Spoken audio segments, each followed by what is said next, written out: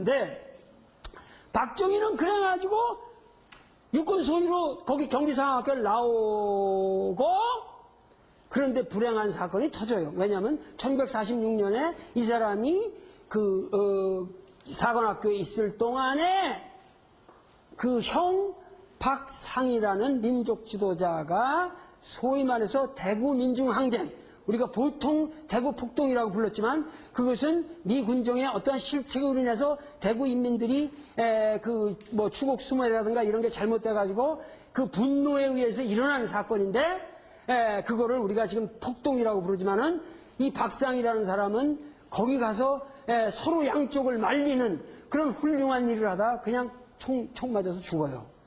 그러니까 그 박정희의 그 분노가 얼마나 강하겠냐. 자기 존경하던 형이 그렇게 민족적으로 좋은 일을 하다가 그렇게 희생을 당하는 사건을 듣고도 아무 말 안 하고 소위로 인간됩니다. 그러다가 중위를 거치지도 않고 대위로 갔고 그 다음 반 1년 만에는 소령이 된다고. 그래서 이제 국군으로 들어가요. 1948년 이후에 된다면 국군 이제 소령으로 되는데, 그러니까 그 당시는 그냥 승진이 그냥 막 급행이야. 그냥 막 계급도 제대로 거치지 않고 그냥 팍팍 뛰는 거야. 그래가지고 이제 들어갔는데, 자, 재미난 사건이 벌립니다.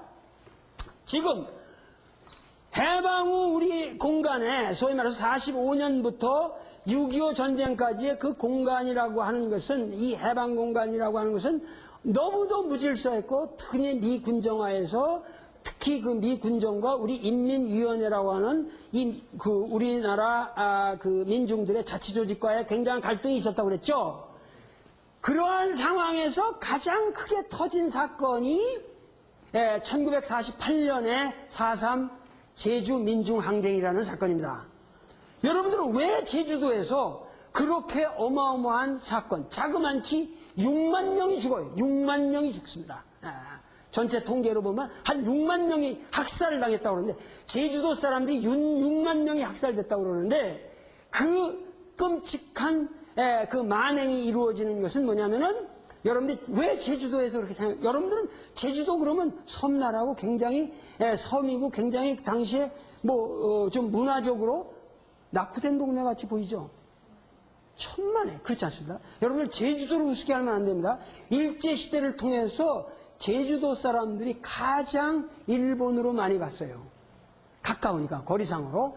그래서 일본에서 노동운동을 한 사람도 많고, 거기서 탄광 노동자 노릇을 하면서 일본이 그 당시에 문화 수준이 높았기 때문에 굉장히 거기서 급진적 사상을 접한 사람이 많았고, 그리고 그 사람들이 제주도와 일본을 왔다 갔다 하면서 그 제주도 사람들은 상당히 우리나라 전체적으로 볼 때 민도가 높았다고. 알겠어요? 그리고 수익이 높았어요. 바다에서 이렇게 해물들이라기 때문에 수입도 높고, 그래서 농민 적색조합이라든가 이런 게 일제시대부터 굉장히 발달을 했습니다. 그래서 그 인민위원회가 제주도에는 굉장히 강하게 조직이 되어 있었고, 이 인민위원회가 미 군정에 끝까지 저항합니다. 그때 투입된 사람들이 뭐냐면 서북청년단이라는 거란 말이야. 이 서북청년단이라는 거는 김일성이 북한에서는 토지개혁을 하고 이런 그 인민위원회를 소비에트랑 소비에트 조직과 같은 걸로 이렇게 다시 활성화시키면서 굉장히 민중운동을 확산시키고 굉장히 잘했거든요. 그러는 과정에서 친일파라든가 그 지주라든가 이런 사람들이 다 숙청되잖아요. 그때는 38선이 개방돼 있었어요. 그래서 북한에서 전부 이 사람들이 내려오는 거야. 그럼 이 사람들은 내려와가지고 남한에 내려와가지고 어떻게 돼? 공산당을 사랑하겠어? 싫어하겠어? 싫어요. 아주 이 사람들은 북한에서 내려와가지고 남한에 와서도 우리 이 공산당 빨갱이 새끼들 때문에 우리가 땅 뺏기고 집안 다 뺏기고 다 38선 하면서 이렇게 올 수밖에 없었다. 이러면서 이 남한에서도 이 악랄하게 보복을 해야 된다. 그러고 또 이승만으로 볼 적에 이 사람들이 고맙겠어? 안 고맙겠어? 매우 고맙죠. 여기까지 와서 열렬하게 빨갱이 잡는 운동을 해준다. 그러니까 이 사람들을 조직한 게 서북청년단이라는 겁니다. 이게 아주 악랄한 단체입니다.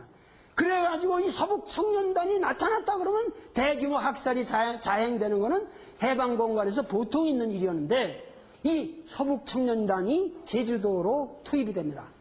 가가지고 마구 죽여대는 거야. 제주도 사람들이 가만히 있겠어? 그래서 들고 일어났단 말이야. 그래서 제주도 사람들이 한라산으로 이제 뭐 하면서 사방에서 이제, 그리고 그 사람들은 굉장히 이런 민중운동에 강한 지도자들이 있었기 때문에 엄청나게 강력하게 저항을 했어요. 그러니까 이쪽 전라도 이쪽에 부대에서 보내야 된단 말이에요. 서북청년단이 밀리니까. 그래가지고 뭐냐면은 여수 순천 지역에 14연대가 있었는데, 이거는 말이죠, 무슨 얘기냐면은 1948년에 정부가 수립되면서 그 전에는 이 국방경비대라는 게 9개 연대밖에 안 됐거든. 그런데 그거를 갖다가 15개 연대로 확대를 했단 말이야. 그러니까 급격하게 국군이 되니까 조선경비대보다 사람을 늘려야 되잖아. 그러니까는 그때 갑자기 사람들을 많이 뽑았다고, 군대 내에서. 그러니까 군대를 늘리면서, 그러면서 뭐냐면은 그 여수 순천 지역에 그 몇 년, 한 1년 사이로 사람들을 많이 뽑았는데, 그때 그 지역에는 원래 그 좌파들 세력이 셌단 말이에요. 센 동네란 말. 그러니까 군대를 막 동네 청년들을 뽑으니까 얼싸구나 군인으로 들어가겠죠. 그러니까 그 군대 내에는 좌파가 많겠어, 적겠어? 상당히 많았습니다. 그러니까 그 14연대가 거기에 그 여순 순천에 있었는데, 14연대에 뭐 거기 뭐 지창수라든가 뭐 하여튼 그 유명한 사람들이 있어. 그리고 뭐 오동기 소령이니 뭐 이런 사람들이 다 그 좌파 계열인데, 이 사람들 보고 이제 제주도로 가서 서북청년단이 이렇게 위대한 이 진압을 지금 하고 있는데, 이들이 지금 몰리고 있다. 제주도의 빨갱이들이 지금 너무 과도하게 설치고 있으니까 니들이 지원해라 하는데, 이 사람들이 기분이 좋겠어? 나쁘겠어? 나쁘지. 너 잘하네? 동족을 죽이라는데, 그리고 분명히 죄 없는 사람들이라는 걸 아는데, 서북청년단이 오히려 잘못된 거라는 걸 아는데, 서북청년단을 도와서 제주도의 인민들을, 보통 사람들을 가서 죽이라고 군인 보고 가라고 그러니까. 그런데 거기에는 특히 만약에 서북청년단과 같은 사람들이 가득 차 있었다면 갔겠지만, 또 그 14연대는, 여순 순천에 있던 14연대는 뭐야? 좌파들이 많았단 말이야. 그러니까는 가냐 마냐 하고 의논을 하다 뭐야? 얘라 왜 우리가 가냐?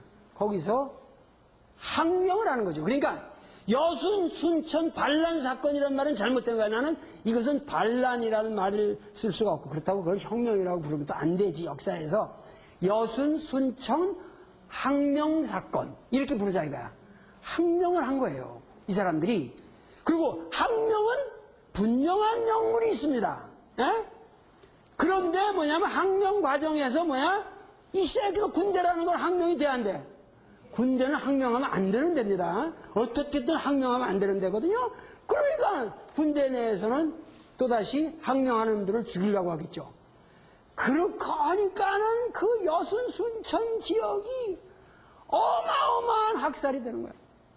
그 항명 과정에서 또 그 많은 사람들이 항명하면서 그 소위 우파 계열을 죽이며, 그럼 또 우파에서 와가지고 이 새끼들, 좌파 새끼들 이 지랄한다고 그냥 죽이고. 지금 여러분들 순천 벌견이 이런 데 가보세요. 거기 이 국도에 거기 다리가 있어요. 그 다리에 우르르 새까맣게 사람 있어가지고 뚜르르 쏘면 그냥 개천으로 떨어지고 그걸 다 지금 순천 사람들이 기억하고 있습니다. 그러니까 이러한 좌우의 이데올로기라고 하는 건 이런 비극인데, 자, 이때 문제는 그 여순 순천 항명 사건으로 인해 가지고 무엇이 드러나게 됐냐면은 우리나라 국군 내에 어마어마한 빨갱이 조직이 있다. 여러분들 지금 말이죠, 대한민국 군대 내에 빨갱이들이 쫙 깔렸다, 이런 거 상상할 수 있어 없어? 상상할 수 없죠. 그런데 당시에는 너무도 당연한 거예요. 왜냐하면 우리나라 군인들이 그 당시 급조된 거고, 거기에 들어온 사람들은 일본 계열의 일본의 그 일제시대 때 군인을 했던 사람들 아니면 대부분이 좌파가 들어갔다고. 그리고 이 사람들은 경찰에 대한 불만이 있었고, 그리고 그들은 그들 나름대로 어떠한 문제의식이 있었기 때문에 많은 사람들이 군대 내가 좌파로 이렇게 좌파가 침투되어 있다는 사건을 알게 됐죠.